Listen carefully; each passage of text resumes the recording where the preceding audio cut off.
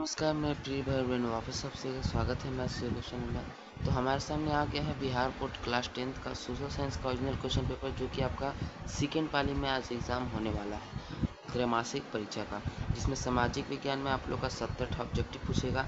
70 objective में 40 बनाना है और ऑब्जेक्टिव के आंसर किए हैं जो हम व्हाट्सएप चैनल पे अपडेट अभी ही कर दिए हैं और PDF भी टेलीग्राम पर डाल दिए हैं। तो डिस्क्रिप्शन में लिंक दिया है, डायरेक्ट वहाँ से भी देख सकते हैं। ठीक है, फटाफट से हम लोग सब्जेक्टिव क्वेश्चन आपको दिखलाते हैं और आंसर दिखलाते हैं, क्योंकि समय काफ़ी कम है आपके पास भी और हमारे पास भी। सबसे पहले तो क्वेश्चन है हिस्ट्री में कि लेनिन द्वारा नई आर्थिक नीति की घोषणा क्यों की गई थी। तो 1918 में जब बोल्शेविक क्रांति हुआ तो लेनिन के हाथ में सत्ता आ गया नवंबर की क्रांति के बाद। तो लेनिन अपने हिसाब से सारा जितना भी नियम कानून है अपने हिसाब से बनाया था और सारा चीज़ को सरकार के अंडर में रख दिया था। अब आने वाले समय में वहाँ के किसान जो थे, मजदूर थे, उनके अंदर यह आक्रोश फैलने लगा कि सारा चीज़ सरकार के हाथ में, हमारा कुछ मालिकाना हक है ही नहीं कुछ चीज़ पे। तो उसी के कारण जनता में आक्रोश आने लगा, यानी जनता भड़क गई और यही देखते हुए लेनिन ने 1921 में नई आर्थिक नीति का घोषणा की थी। ठीक है, नेक्स्ट क्वेश्चन की हम लोग बात करते हैं मेटरनिक व्यवस्था का मुख्य उद्देश्य क्या था। तो मेटरनिक व्यवस्था का मुख्य उद्देश्य था फ्रांस फिर से राजतंत्र को स्थापित करना था और बूर्बो राजवंश फिर से लाना था। और नेपोलियन समाप्त हुआ था तब जाके मेटरनिक व्यवस्था आया था, आप लोग को मालूम होना चाहिए। सर्वहारा वर्ग किसे कहते हैं। तो समाज का वैसा वर्ग जिसमें किसान एवं मजदूर आते हैं उसे सर्वहारा वर्ग कहते हैं। काफ़ी सिंपल क्वेश्चन आया है।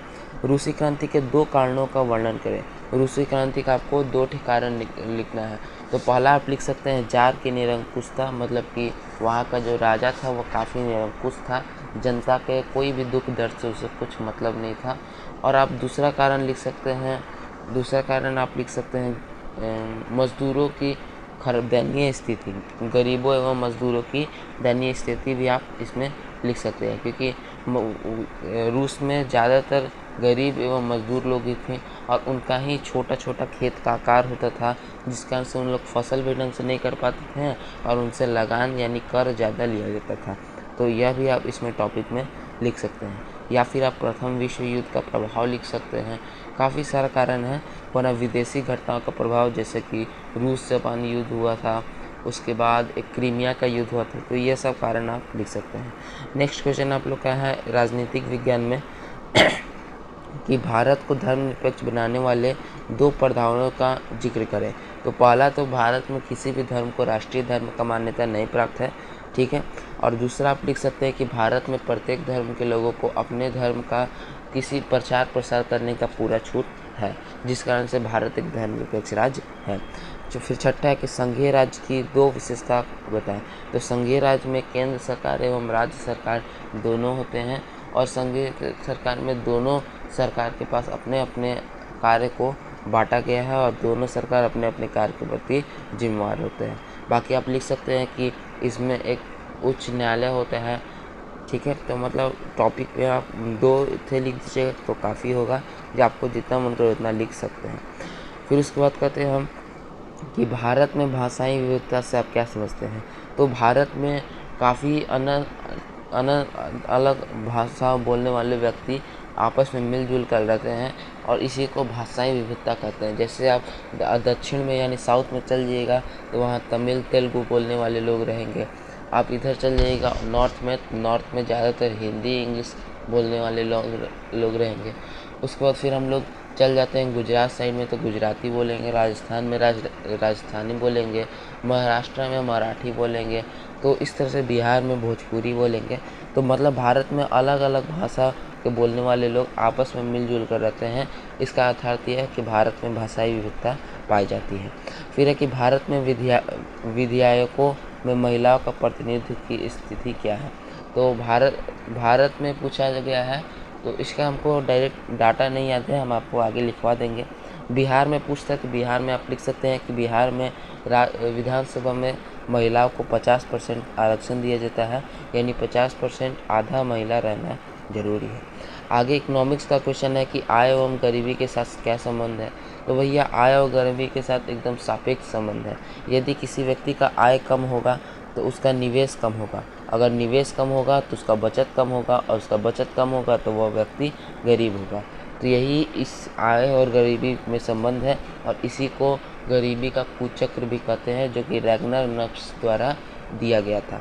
फिर मानव विकास रिपोर्ट क्या है? तो मानव विकास रिपोर्ट एक ऐसा रिपोर्ट है जिसके आधार पर विभिन्न देशों के लोगों का रहने सहने का ढंग, उनके जन्म मृत्यु दर एवं शिक्षा दर को मद्देनज़र रखते हुए एक रिपोर्ट तैयार किया जाता है, जिससे किसी भी देश को विकसित या विकासशील माना जाता है। तो इस मानव विकास रिपोर्ट में भारत कितने स्थान पर है, यह आप हमें कमेंट करके बतलाइएगा।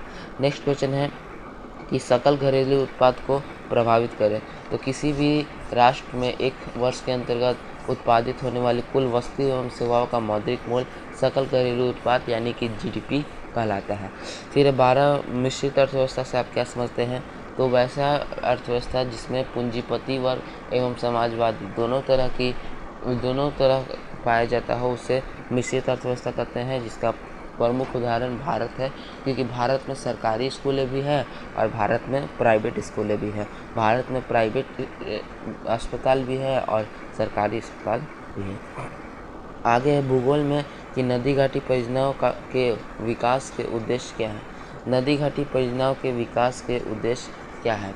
ये क्या उद्देश्य है? तो नदी घाटी परियोजना का इसका नाम ही है बहुउद्देशीय परियोजना।